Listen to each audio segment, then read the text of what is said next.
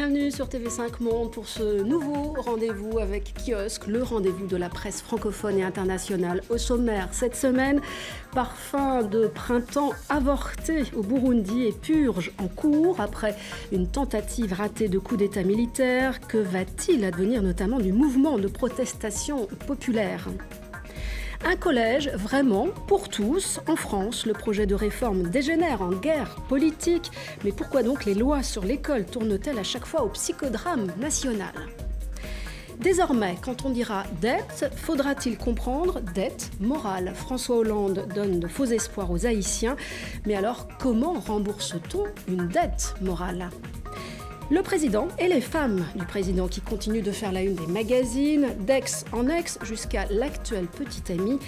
Quelle est leur réelle influence et s'agit-il alors d'une exception française ? Pour en parler, j'accueille sur le plateau de Kiosque Ana Navarro Pedro, correspondante à Paris du magazine portugais Visao. Gabriel Barga, journaliste indépendant, il collabore à plusieurs médias africains. Pour la première fois dans Kiosque, Claude Leblanc, journaliste au quotidien français L'Opinion. Et enfin, Antoine Menusier, correspondant à Paris pour le magazine suisse L'Hebdo. Merci d'être avec nous. Tout de suite, retour donc sur les événements de la semaine au Burundi. Un coup d'État militaire qui n'aura duré que 2 jours. Le président en exercice, Pierre Nkurunziza, qui a repris les choses en main. En tout cas, tout est rentré dans l'ordre. C'est ce qu'il a dit lors de sa première intervention auprès des Burundais. C'était avant-hier. On l'écoute. Nous voulons informer les citoyens du Burundi et le reste du monde que la paix est revenue dans l'ensemble du pays, y compris dans la capitale, où ont agi les auteurs du coup d'État. Oui, la paix est revenue. C'est bien sûr la version du président Nkurunziza, mais à quel prix ? Car actuellement, la situation est très tendue. Les opposants, les journalistes risquent de payer le prix fort. On parle même de purge en cours et même de liste de journalistes à arrêter. Ce matin, le porte-parole de la présidence s'est exprimé. Nous devons faire en sorte que la liberté de la presse soit assurée dans notre pays. Et j'ai envie de poser cette question à notre correspondant sur place à Bujumbura, Antoine Kabouraé. Merci d'être avec nous, Antoine. Vous êtes journaliste, blogueur et patron du groupe de presse Iwacu. Je ne sais pas si j'ai bien prononcé. Est-ce que vous avez peur pour les journalistes et comment ça se passe actuellement à Bujumbura ? Bon, que vous dire ? C'est-à-dire que la situation est très compliquée pour les journalistes. On ne travaille pas. Les principaux médias ont été détruits. Les principales radios ont été saccagées. Mon groupe de presse est fermé depuis 3 jours. Nous, on a eu la chance. On n'a pas été vandalisés. On a fermé le site. On a arrêté la production du journal. Les journalistes sautèrent. Certains patrons de presse sont partis en exil ou en clandestinité. Donc, il y a un sentiment de frustration, mais aussi de peur. Surtout qu'avec le blackout, il y a beaucoup de rumeurs qui circulent. Et puis, un journaliste qui ne peut pas faire le terrain, qui ne peut pas sortir de chez lui, ça fait très, très mal et ça fait vraiment très peur aussi. Est-ce que vous pouvez avoir confiance en ce que dit le représentant de la présidence aujourd'hui, qui dit, voilà, ces médias peuvent reprendre leur émission à n'importe quel moment. Visiblement, ce n'est pas le cas. Bon, même s'il le disait, s'il était convaincu, je veux bien lui accorder le bénéfice du doute, mais les radios ont été complètement détruites. La radio RPA est en ruine. La radio Rema FM aussi. Et puis, les journalistes ont été terrorisés. Décréter comme ça que les journalistes peuvent reprendre leur travail, je ne sais pas. J'ai beaucoup de doutes. Et puis, on a l'impression qu'on veut porter le chapeau de ce qui s'est passé aux médias. Mais moi, je m'interroge. Des journalistes qui sont dans leur studio en train de travailler, qui voient une meute de militaires qui disent avoir pris le pays et qui veut lire un communiqué. Quelle force a le journaliste pour empêcher un tel militaire ? Je pense qu'on paye un lourd tribut, un prix fort pour des éléments dont nous n'avions pas vraiment la maîtrise. Et ça, on dirait que cette histoire de coup d'État a été une occasion en or pour régler des comptes aux médias. Merci Antoine Kabouraé d'avoir été avec nous dans Kiosque. Merci pour votre témoignage. Et voilà, on prendra de vos nouvelles ainsi que des autres journalistes burundais qui sont toujours sur place à Bujumbura. Gabriel Mbarga, évidemment, vous travaillez pour des médias africains. Vous avez suivi ces événements. Est-ce qu'on peut, en effet, comme nous le dit Antoine Kabouraé, être en lieu de s'inquiéter sur le sort des journalistes, mais aussi on s'interroge sur le sort des putschistes. Beaucoup ont été mis en prison. D'autres sont encore en fuite. Est-ce que c'est une chasse à l'homme, une chasse aux sorcières qui est en cours en ce moment au Burundi? La situation est très inquiétante. Notre correspondant l'a dit avec des mots très précis et très empreints de la réalité, y compris émotionnelle. La réalité qui le traverse, lui et je suppose beaucoup d'autres. Tant d'autres. La situation est très, très inquiétante. Effectivement, je travaille beaucoup sur la presse africaine, sur notamment les questions de mémoire. Et quand on travaille sur la mémoire, on sait qu'il y a des endroits très dangereux dans l'histoire de l'Afrique, et même très récente, parce que la configuration burundaise, tout le monde le sait, c'est celle du Rwanda également. Et toutes ces peurs sont des peurs qui sont fondées. Effectivement, on profite souvent de ce type d'événement pour trouver des boucs émissaires. Parce que, il l'a dit, le coup d'État a été une occasion en or pour le pouvoir qui était en train d'être contesté par la rue, de reprendre la main de manière très, très, très ferme et finalement de détourner l'attention du fond du problème qui est la volonté du président actuel de se maintenir en place malgré une constitution. Postule pour un troisième mandat. Exactement. Et depuis donc l'annonce de cette éventuelle candidature, la population, une partie de la population en tout cas, est descendue dans la rue. Il y a eu un mouvement de contestation populaire.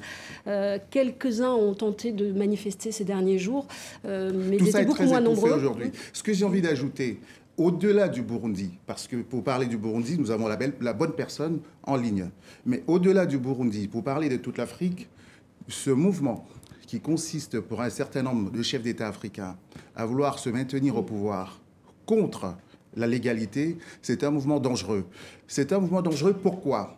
Est-ce que c'est pour ça que les dirigeants africains ne sont pas vraiment prononcés, en tout cas sur cette position de Pierre Nkurunziza ? Par rapport au Burundi, il y a toujours une espèce de corporatisme des chefs d'État, mais pour les pays immédiatement voisins, il y a une complexité par rapport à la géopolitique. Et même pour les pays occidentaux. Pourquoi ? Le Burundi accompagne la Somalie, l'Éthiopie et le Kenya dans le combat contre les Chebabs. Ça ne déplaît pas aux États-Unis, parce que c'est un combat dur, âpre.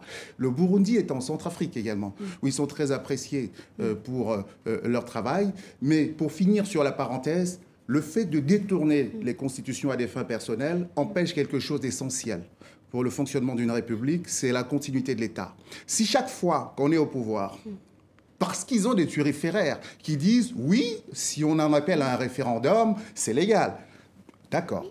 Sauf que si à chaque fois qu'on est au pouvoir, on détourne la loi fondamentale à son bénéfice personnel, on empêche la continuité de l'État et il ne faut pas s'étonner qu'on soit dans ces États qui empêchent l'épanouissement des énergies. Je voyais Claude qui voulait aussi intervenir. Oui, j'allais dire, on remarque aussi le silence, quasiment le silence embarrassé des autres capitales, soit européennes, soit aux États-Unis, soit des institutions internationales, l'ONU qui appelle à la paix, à l'apaisement, etc. Qui a protesté contre ces tentatives de troisième mandat, hein, malgré tout. Voilà, mais quand même, on remarque qu'il y a un embarras, ça va justement à l'encontre de ce que vous disiez tout à l'heure, il y a un embarras réel, parce que le pouvoir en place remplit des fonctions et des tâches qui sont utiles parce que le Burundi produit du café, pas du pétrole, parce qu'il est tout petit, parce que c'est compliqué en RDC voisine, pour tout un tas de raisons, parce qu'il y a déjà trop de conflits où on intervient. On a peur, donc on y va du bout des lèvres. On a peur de ce qui s'est passé il y a 20 ans à côté.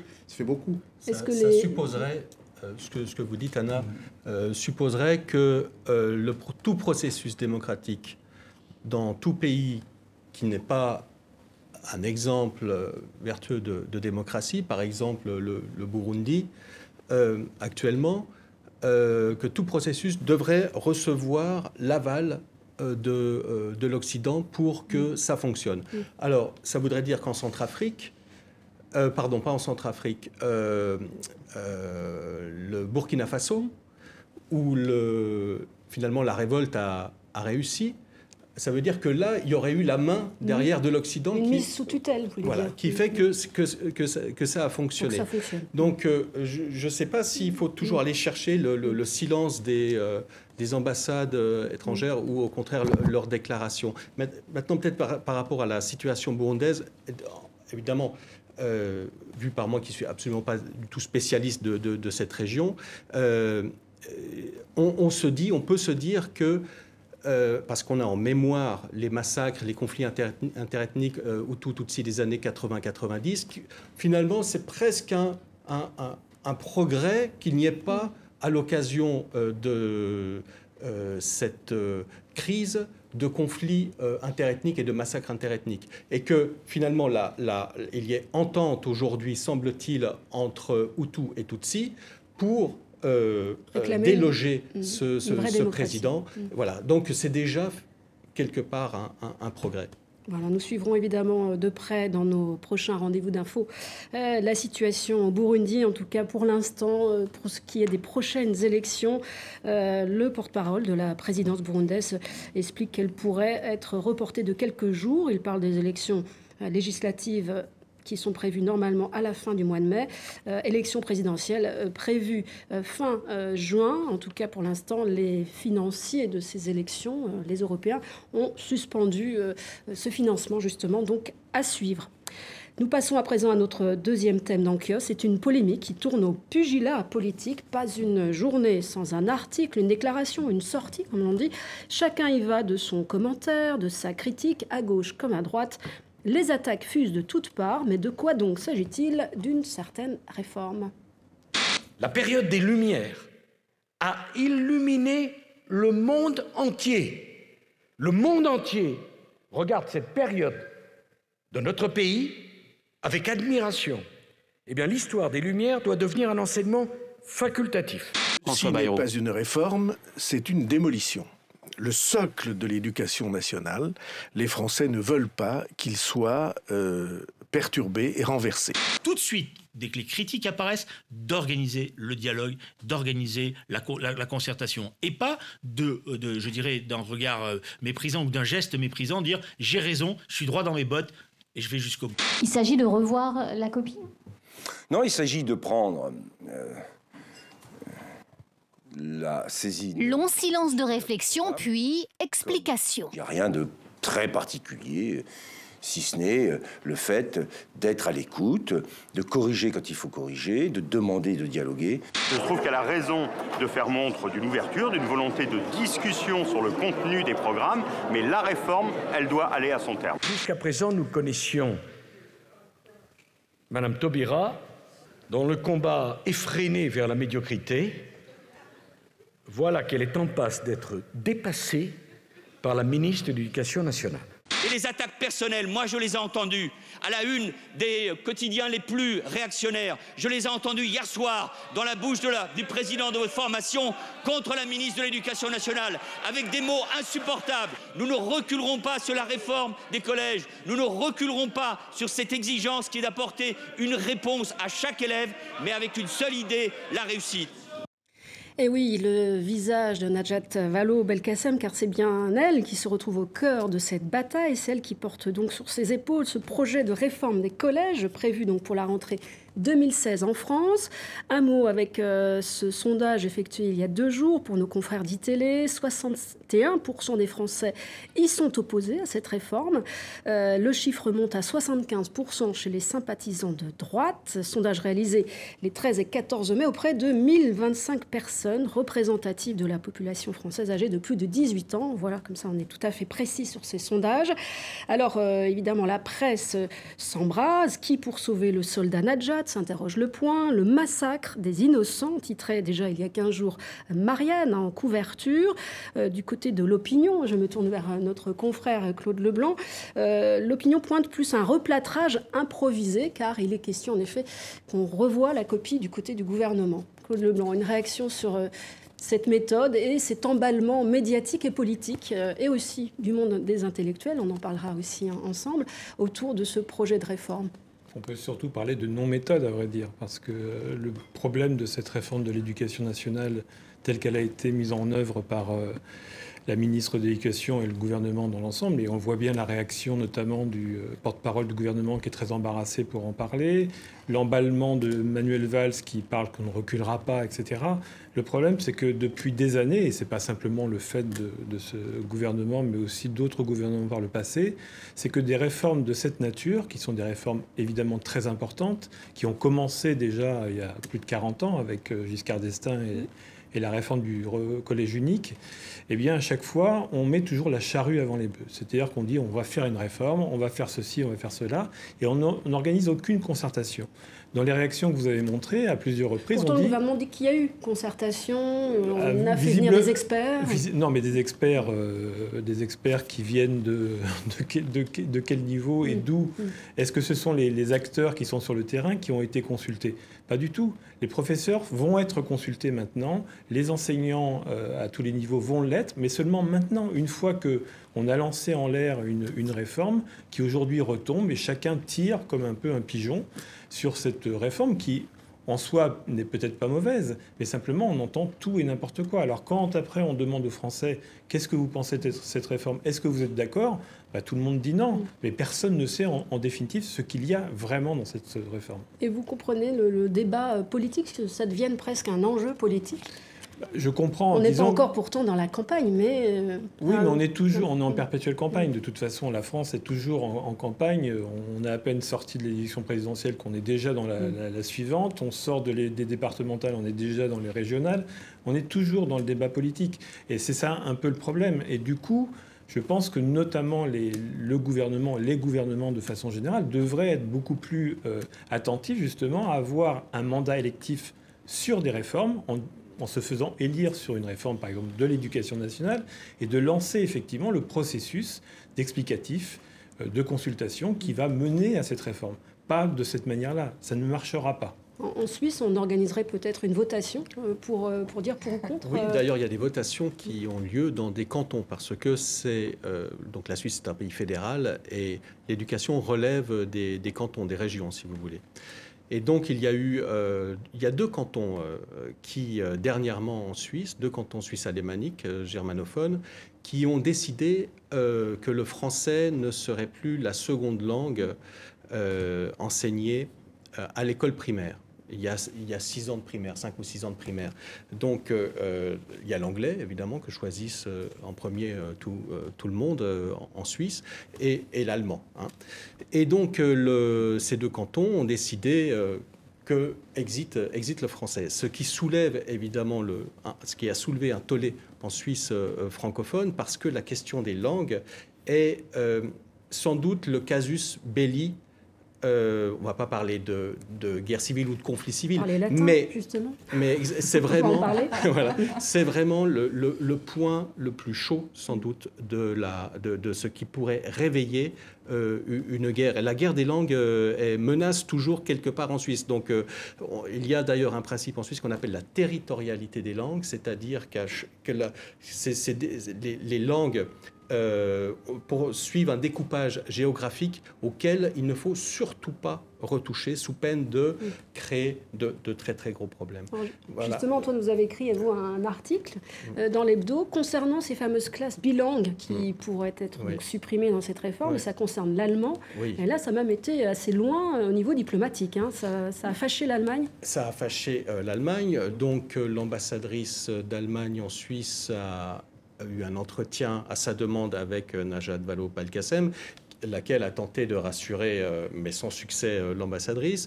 Le Goethe Institut, qui sont donc l'équivalent de l'Alliance française, je crois, ces organismes de promotion de la culture allemande à l'étranger. Le Goethe Institut en France est très actif, notamment dans la mobilisation des élites allemandes en France, mais également françaises. Par exemple, je suis allé, c'était le 6 mai, à une réunion du Goethe Institut à Paris, et était présent le directeur de BASF France.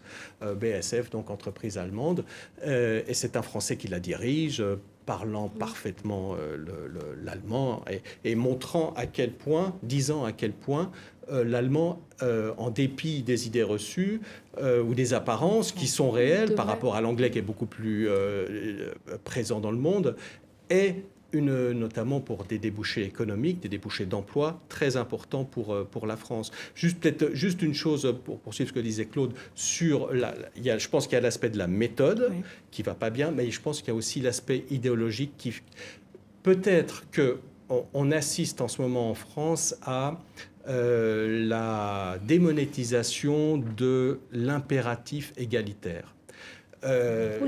Peut-être que ça ne prend plus vraiment. Nous ferait un cours sur... Oui, non, c'est-à-dire qu'il y a deux mantras en France, c'est l'égalité et la République. Voilà. Alors, au bout d'un moment, ça marche plus. Là, c'est l'égalité contre l'élitisme. C'est un petit peu l'argument vendu contre... Alors justement, quand on discute, c'est un faux débat. Quand on discute avec les professeurs, mais ils vous disent, et qui sont en zone d'éducation prioritaire, maintenant c'est réseau éducation prioritaire, les REP, ils disent, mais dans ma classe, j'ai des enfants de classe modeste. D'abord, tout le monde peut s'y inscrire, c'est totalement ouvert, c'est pas du tout fermé.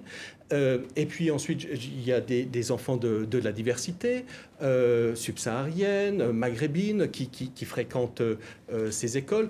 Ça donne à ces populations-là, mais également blanches, de classe modeste, l'impression, le sentiment de participer, de faire partie de l'élite au mérite. C'est-à-dire qu'on a l'impression qu'en France, il y a une sorte de nivellement par le bas que les classes populaires ne sont plus prêtes forcément à entendre. On leur a fait le coup et très franchement, ça ne débouche pas sur de l'emploi. Alors, le débat est plutôt idéologique, Gabriel Mbarga, autour de cette réforme, parce qu'il y a beaucoup de choses.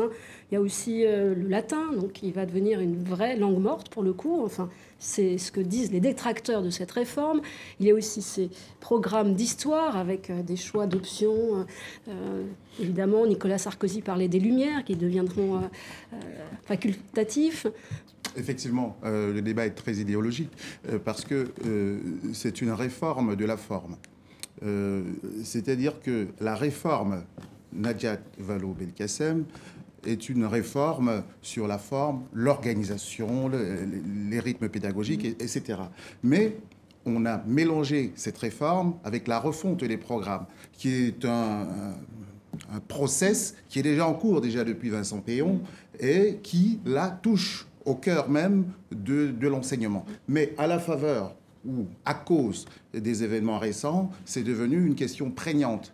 L'enseignement des valeurs, etc., etc. Donc cette réforme pêche par la forme, en s'attaquant à la forme, et au final, elle est mélangée à une refonte des programmes. Soit, c'est la forme encore, mais sur le fond, c'est très idéologique. Au passage, le président Sarkozy, la période des Lumières qui a illuminé le monde, c'est aussi une période où une autre partie du monde, pendant ce temps, vivait dans les ténèbres les plus absolues de l'esclavage et autre chose. Ça, c'est pour la parenthèse. Donc, le problème de l'école en France, c'est que l'école est le point de convergence de tous les débats. Des questions sociales, des questions culturelles, des questions historiques. Et donc, la question de l'école est fatalement clivante en France. D'autant que c'est un enjeu électoral, le corps enseignant. La gauche, en patinant comme elle patine là, elle est peut-être en train de se mettre à dos un électorat qui lui est souvent favorable. Une grève prévue mardi par les principaux syndicats des enseignants. Politiquement, a bien raison de tirer dessus. Et puis bon, au passage, il y a les têtes de Turcs. Taubira, ça suffit à toutes les sauces. Taubira. Maintenant, c'est Najat. C'est toujours un peu... ce sont des symboles. Ce sont les mêmes. Des femmes, voilà.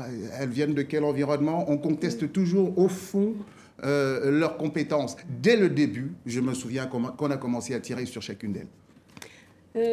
Anna, une réaction par rapport à... Il faut réformer malgré tout ou pas cette école où des milliers d'élèves décrochent chaque année, donc il faut bien faire quelque chose. Juste pour rebondir là-dessus, la twittosphère a quand même vraiment réagi très humoristiquement aussi et très fortement à ces propos de Nicolas Sarkozy. Donc ça, c'est intéressant aussi à voir.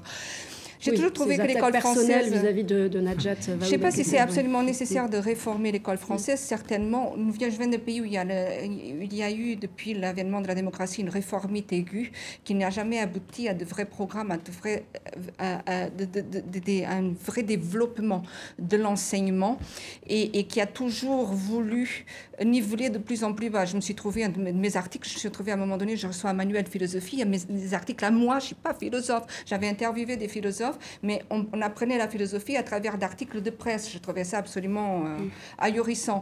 Donc, on peut réformer et baisser le niveau. Ce qui reste à savoir, c'est si dans ces réformes, quel est le projet de société qu'on veut pour demain. Parce que les enfants auxquels on va enseigner de cette façon, de celle-là, sont non seulement les acteurs économiques de demain, sont aussi les citoyens de demain.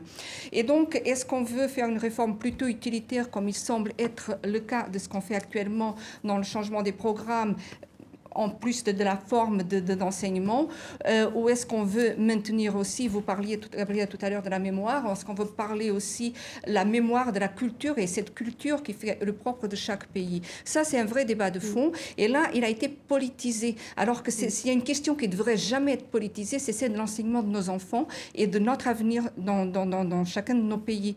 Donc ça, je trouve que c'est extrêmement grave en ce moment. Et puis, dernière chose, je ne sais pas si la gauche socialiste essaie de reconquérir un certain vote dans les quartiers défavorisés, mais je peux vous dire que leurs agissements, leurs politiques clientélistes dans les quartiers défavorisés, là où il y a aussi des problèmes d'enseignement aujourd'hui, mais où il y a aussi beaucoup de jeunes qui s'en sortent grâce aux études, on l'oublie de le dire assez souvent, eh bien, cette politique-là, elle est tellement décrédibilisée qu'il n'y a même plus de divorce, parce que le divorce, faudrait qu'il y ait eu quelque chose au départ, une croyance des enfants, des jeunes, dans se représenter ce parti. Là, maintenant, je travaille là-dessus en ce moment. Je constate, il n'y a rien. Il y a vraiment un regard blasé, ironique et distant. Donc, c'est pas par là que ça passera en plus. Voilà, écoutez, à suivre donc. En tout cas, visiblement, de nouvelles consultations vont être menées autour de ce projet de réforme qui est prévu donc initialement pour la rentrée, la rentrée prochaine, la rentrée 2016. On va parler à présent. On va parler d'espoirs déçus, ceux du peuple haïtien. On parlait de mémoire et d'histoire il y a un instant. On va y revenir, évidemment, avec ce dossier. Plutôt que de réparation, il est question aujourd'hui de compensation d'un discours à l'autre. Morceau choisi. La question de l'indemnisation prit des proportions et surtout une orientation particulièrement surprenante. 150 millions de francs or afin d'indemniser les anciens colons qui le réclameraient. Certains ont appelé cette exigence la rançon de l'indépendance. Eh bien, quand je viendrai en Haïti, j'acquitterai à mon tour la dette que nous avons.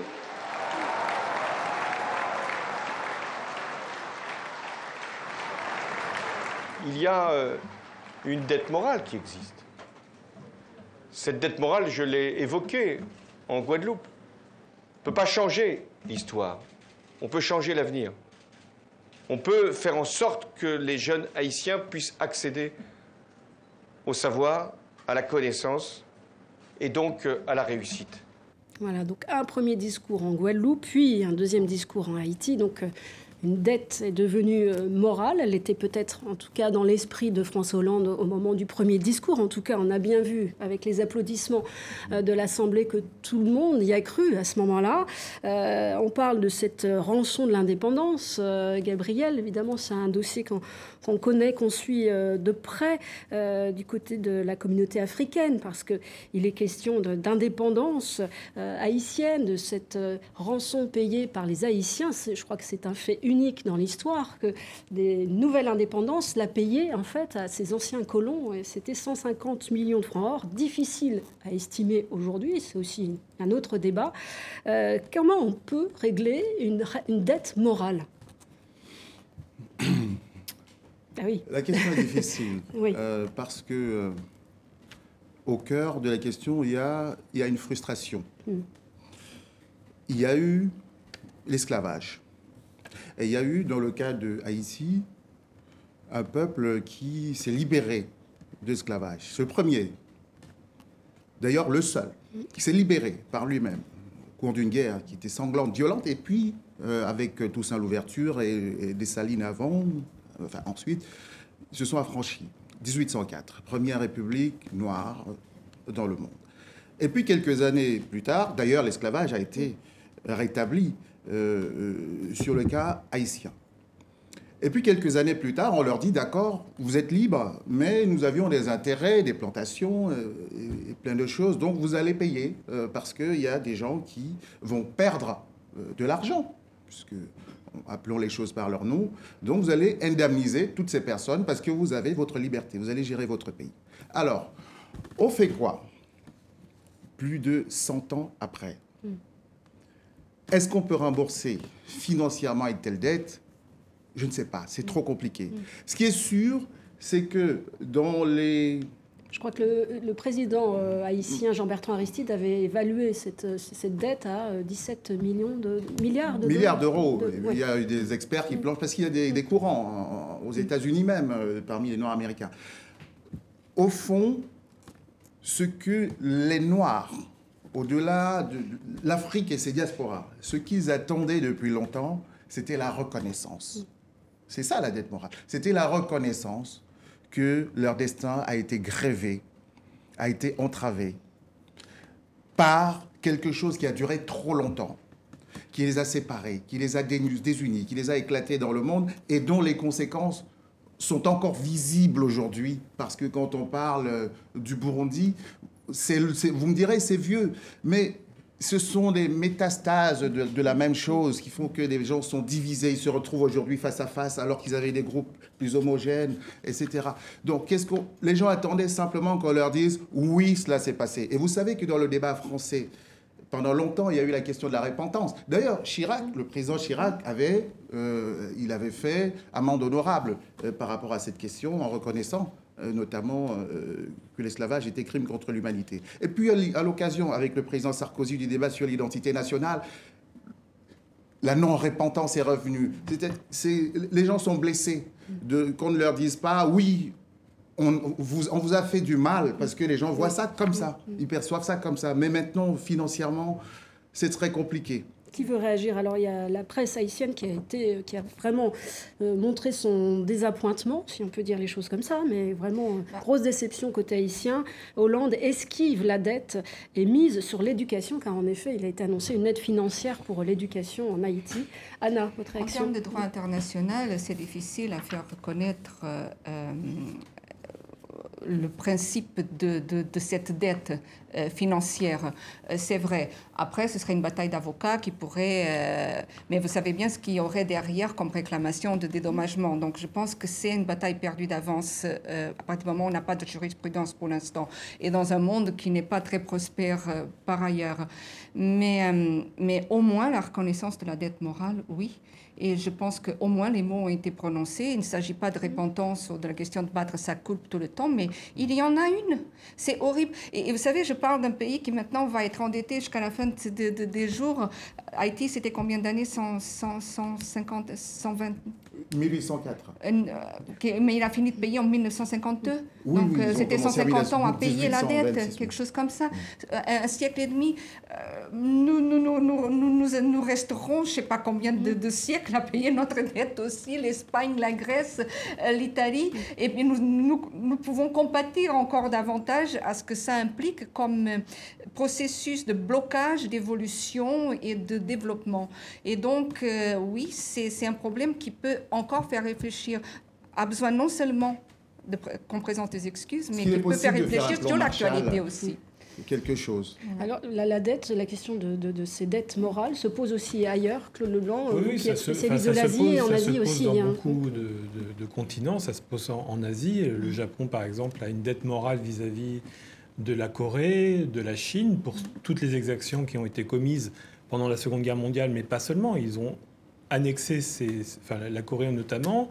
On parle beaucoup de la dette réclamée par la Grèce, aussi. Exactement. À l'Allemagne. Et tous ces éléments-là ne sont pas simplement des questions purement financières. C'est effectivement de trouver le moment du discours qui sera le vrai discours, avec les mots choisis, les mots qui pèseront et qui dureront et qui ne seront pas remis en cause quelques minutes plus tard ou quelques mois plus tard par quelqu'un qui dira finalement, on ne pensait pas vraiment ce qu'on a dit. Et quand on regarde François Hollande, c'est assez intéressant parce que d'une part, quand il est en Guadeloupe, il est sûr de lui, etc. Et quand il est dans l'autre discours, là, on voit qu'il me tourne la tête pour essayer de trouver quelqu'un qui va peut-être lui donner une réponse.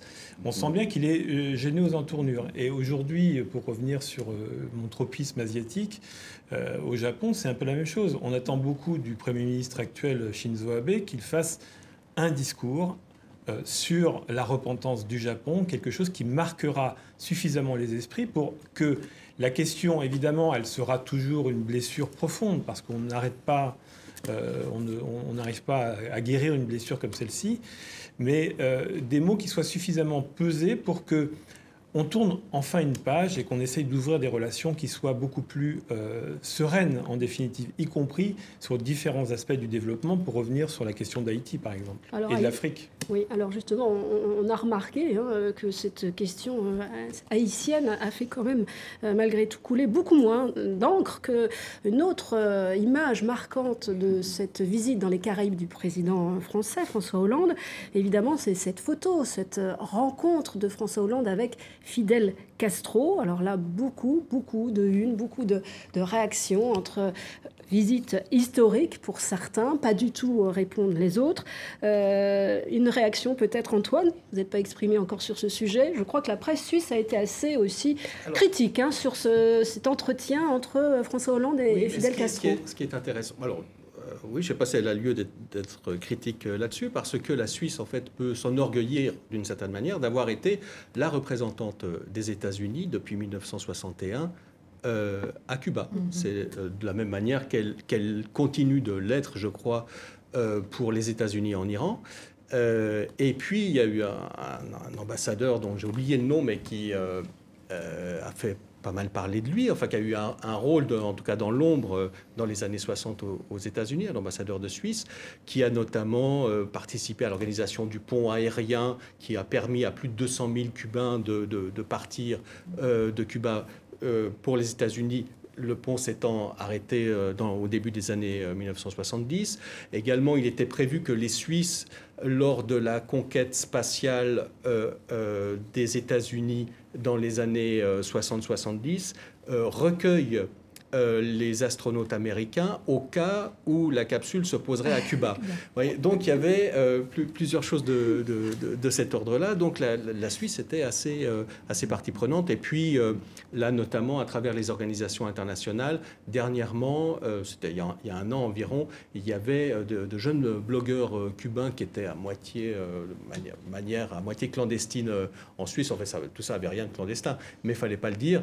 Et qui était à l'invitation d'une organisation internationale à Genève pour la démocratisation de ce pays. Peut-être juste une chose peut-être sur la question mémorielle qu'on a abordée tout à l'heure, sur la question des dettes. Il y a évidemment les dettes morales et les dettes matérielles qui vont souvent de pair. Si la Suisse n'a pas été un pays colonialiste, elle a malgré tout des dettes. Alors, notamment, on s'en souvient, dans les années 90, vis-à-vis des Juifs, pendant la Deuxième Guerre mondiale, qui ont été spoliés, persécutés et spoliés. Et donc la Suisse a trouvé un accord avec des organisations juives, a dû restituer environ 1 milliard de francs à l'époque. Mais il y a eu également, on remarque qu'il y a toujours... Et ça, c'est à la grandeur de la Suisse, finalement, de l'avoir reconnu vis-à-vis de sa propre population. Dans les années d'après-guerre, après 1945, la Suisse a décidé, les autorités suisses ont décidé le placement, sans doute pensaient-elles que c'était bien pour eux, le placement d'enfants forcés dans d'autres familles. Arrachage, on a arraché des enfants à leur mère, des avortements contraints, etc. En fait, une horreur. Hein. Ça a été vraiment une horreur en réalité.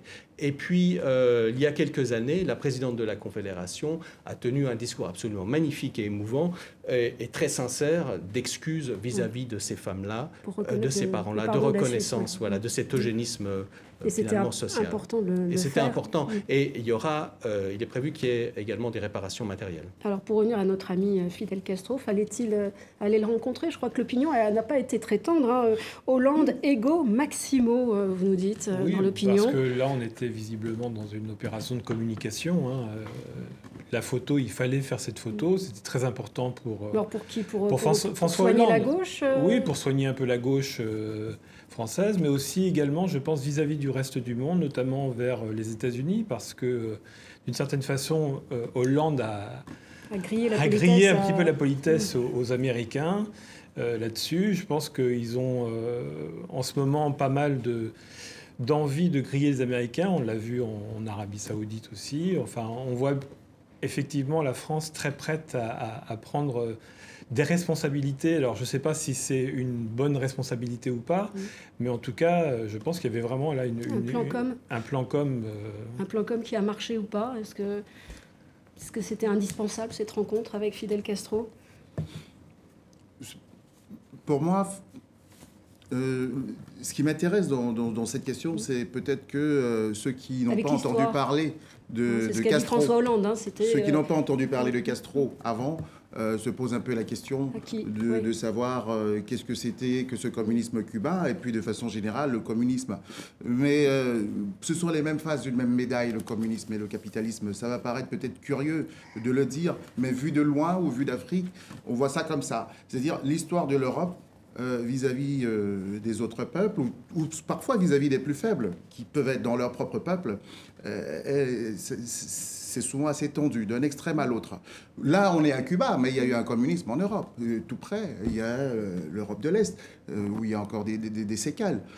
Donc le communisme, ça interroge, parce que ça crée des régimes concentrationnaires, c'est sûr, qui étouffent les gens.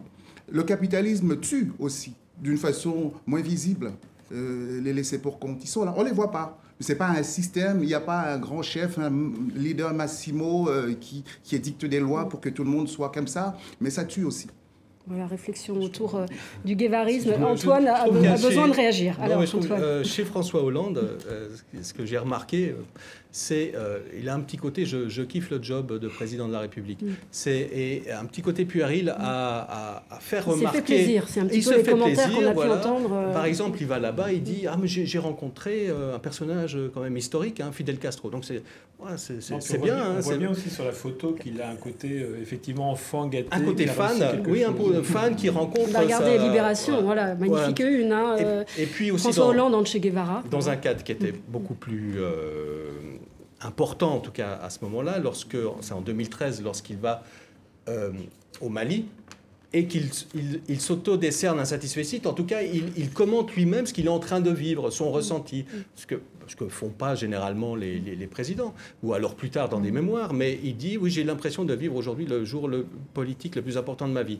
Donc, mais bon, ça fait partie de... Ça rejoint un petit peu le directeur de l'Opinion, hein, qui a fait un article, moi, président, je suis l'histoire, signé Nicolas Béthou dans l'Opinion. Exactement, et puis moi, ça me fait penser, si vous voulez, alors, on va parler de dictateur, mais ça fait penser à un autre dictateur qui s'appelle Kim Jong-un, hein, leader de la Corée du Nord, et qui est toujours entouré, à chaque fois qu'il fait une sortie... quelque part en Corée, il est toujours entouré de 5 ou 6 journalistes en uniforme, qui prennent des notes et qui se marrent bien pendant qu'il fait quelque chose. Qui ressemble au dictateur de... J'ai pas compris. Non, ce que je veux dire par là, c'est... François Hollande, c'est Fidel Castro. Non, mais François Hollande qui va voir beaucoup de dictateurs en ce moment, que ce soit en Arabie Saoudite, que ce soit éventuellement Fidel Castro, etc.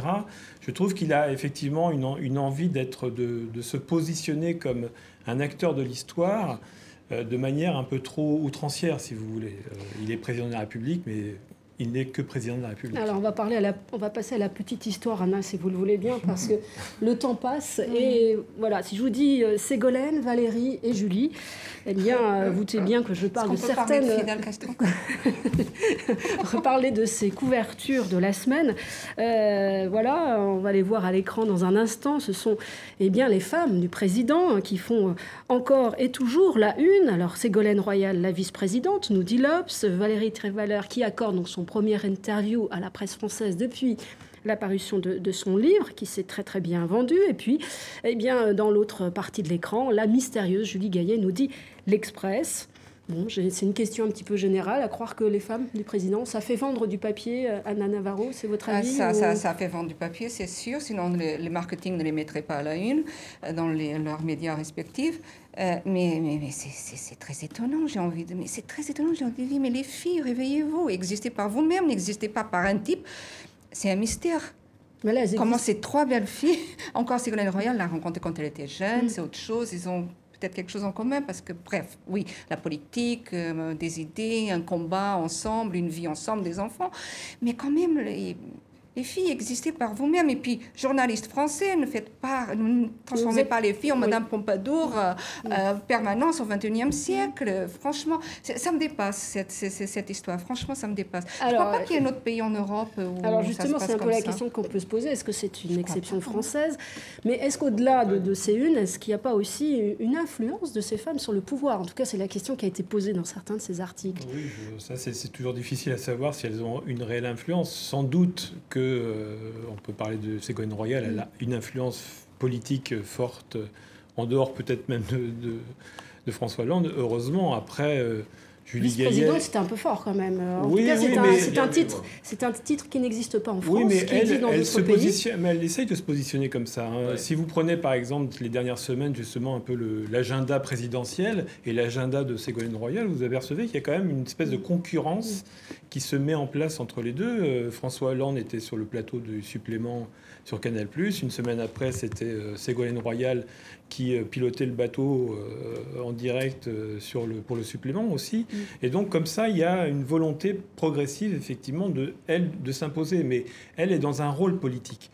Je pense que Valérie Trierweiler et Julie Gaillet, c'est bien autre chose. On est dans la pipolisation, comme on a dit, de la vie politique. Et là, ça devient quelque chose, moi, je trouve, assez dérangeant, d'une part, par rapport à la démocratie française, qui a déjà beaucoup de plomb dans l'aile. Et ça ne permet pas vraiment de faire avancer le débat, j'allais dire. Parce que, est-ce qu'elles ont d'influence ou pas d'influence? Est-ce que Julie Gaillet, quelle influence voulez-vous qu'elle ait? Qu'elle fasse avancer la cause du cinéma en France? Je ne crois pas. Et Valérie Trierweiler... Alors, Antoine... Pardon d'entrer peut-être un petit peu dans le jeu du people, mais je trouve qu'il y a entre... le titre de l'Obs est bon. La vice-présidente, je trouve que c'est inspiré. Royal, oui. Voilà, je trouve que c'est assez inspiré. Il y a entre les deux personnages, le président et Ségolène Royal, il y a une sorte de côté un peu vieux, les vieux amants, et finalement, tout est... les passions sont soldées, tout ça est un peu fini. Donc maintenant, on peut vraiment faire une sorte de mariage pour le coup de raison. Et ils me font penser un peu... Mariage politique. Peut-être pas un mariage politique en tout cas. Alors je ne sais pas qui domine l'autre, mais ou qui tient l'autre dans sa main plus. Mais il y a un petit côté, je trouve, couple machiavélique qui fait penser un peu à House of Cards, la série américaine qui se passe à la Maison Blanche. Alors, mais c'est-à-dire où chacun... En tout cas, Valérie Trierweiler, justement, chacun dans son interview, a dit qu'ils sont indissociables. Elle parle de passion commune pour la politique, c'est leur raison de vivre. Chacun, c'est une marchepied un peu de l'autre, mais Gabriel, une réaction sur cette presse qui s'embrase, en tout cas, et qui fait beaucoup d'articles autour de ces femmes du président. Est-ce qu'elles ont une réelle influence? On parle des Pompadour, de la République. Vous comprenez ces références? Bien sûr. Et, elles sont justifiées? Vu de mon village, qui se trouve à Millaba, c'est à 2 heures de Yaoundé, sur la route du président, justement. On se dit, mais il y a la polygamie en France. Il y a Mitterrand, il y a celui qui n'était pas là à la mort de Lady Diana, il y a voilà, maintenant François Hollande, il y a Dominique Strauss-Kahn. Il y a la polygamie en France, et comme dans la polygamie, les femmes se battent pour tisser un réseau d'influence autour de leur mari ou de l'homme convoité. Et ce qu'on appelle les bureaux, hein, je crois. C'est ça qui devient l'intérêt principal, parce que souvent on peut être un peu délaissé, s'ennuyer, etc. Donc on est en plein dedans dans ces batailles d'ego aussi. Et souvent l'homme, il est celui qui profite le plus de cette situation. Parce que finalement, ce sont les autres qui se battent pour être en vue, etc. C'est un peu... c'est particulier. Et puis on peut revenir aussi sur la question aussi des médias, parce que je pense que jusqu'à présent, beaucoup de médias en France titraient notamment sur Sarkozy, parce que c'était celui qui faisait vendre. Aujourd'hui, Sarkozy ne fait plus vendre du tout. C'est vraiment une catastrophe pour tous les journaux, Le Point, et tous ceux qui avaient l'habitude de le mettre un peu en avant. C'est plus un bon produit marketing aujourd'hui. C'est plus un bon produit marketing, donc il faut trouver quelque chose d'autre. Et c'est vrai que l'année dernière, l'affaire Trierweiler avait déchaîné les passions et l'engouement des Français pour son livre. Et effectivement, de pouvoir remettre ça en une, et puis ensuite mettre Ségolène Royal et puis Julie Gaillet, surtout. Je pense que Ségolène Royal, c'est un peu particulier. Je pense qu'effectivement, moi, je vois plus une rivalité politique qu'une connivence politique. Mais je pense que là-dessus, il y a une question aussi médiatique qui doit être soulevée. Comme on dit en Suisse, on va faire une votation sur la polygamie. Je crois qu'on n'en est pas encore là. Anna, pas de réaction. Oui. Pas du tout d'accord, évidemment. C'était pour plaisanter, je pense. Quoique l'argument précédent est important. Pour terminer sur ce sujet, il y avait eu un édito dans le New York Times. Amour fou, c'était le titre de cet édito, en français, donc dans le texte. Un long texte qui relatait des rebondissements de la politique hexagonale à travers les femmes. Un vrai conte de fées qui mêle amour, sexe et politique. Voilà. On termine ce kiosque avec, évidemment, la semaine de dilemme. Dilemme qui revient sur ce qui se passe donc au Burundi. Les putschistes ont raté leur coup. Vous allez être jugé pour incompétence. L'État islamique est entré dans Palmyre, ruine de Palmyre, avec ce grand panneau. Vous n'avez encore rien vu. Encore un dessin de dilemme cette semaine, avec 7 condamnations à mort de l'ancien président égyptien. Morsi condamné à mort, ça me pendait au nez. Et puis encore un dessin justement sur le dossier immigration dont on a déjà parlé dans Kiosque, on y reviendra sans doute avec ce projet européen de quotas. Nouvelle mesure pour décourager les migrants en Méditerranée, c'est le Festival de Cannes. Et vous voyez ce qu'on répond à ces migrants. Désolé, mais le smoking est obligatoire. Voilà, peut-être une nouvelle mesure envisagée. En tout cas, voilà la vision de dilemme sur ce dossier. Et puis, on en parlait tout à l'heure, de la Corée du Nord, Claude, exécution du ministre de la Défense à mon commandement. Voilà, c'est lui-même qui donne l'ordre de sa propre exécution. Voilà cette semaine de dilemme. Merci en tout cas d'avoir été sur le plateau de Kiosque. Merci à vous pour votre fidélité. Émission à revoir, si vous le souhaitez, sur YouTube en fin de journée. Et puis des extraits sur les réseaux sociaux à suivre tout au long de la semaine. Je vous invite à regarder bien la suite de vos programmes sur TV5 Monde, évidemment. Sinon, on se retrouve, quant à nous, la semaine prochaine. Merci.